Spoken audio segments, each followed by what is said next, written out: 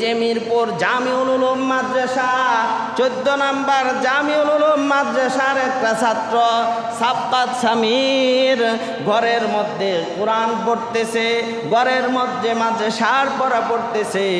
জামিউল উলুম মাদ্রাসার ছাত্র ঘরের মধ্যে পড়াশোনা করতেছে, পড়াশোনার টেবিলের মধ্যে গুলি লেগে হত্যা হয়েছে।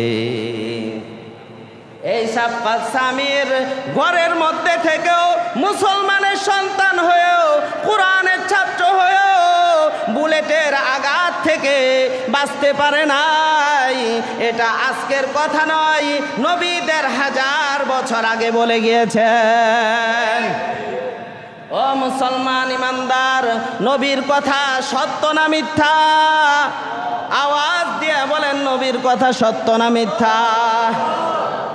ও মুসলমান ইমানদার, নিরপরাধ শিশু আব্দুল আহাদকে মৃত্যুবরণ করেছে।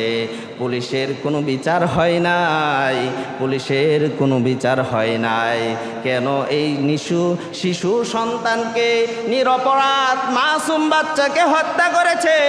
আজকের বয়ান থেকে আমি উদারত আহ্বান জানাবো সরকার মহোদয়ের কাছে, যেই পুলিশ অসতর্কতাবশত এলোমেলো গুলি করেছে তার বিচার অবশ্যই হইতে হবে। বিচার যদি না হয়, ও মুসলমান ইমানদার, আল্লাহর কসম করে বলি এই জমিনের মধ্যেই তাদের বিচার হবে। এই জমিনে বিচার হবে এবং পরকালেও বিচার হবে।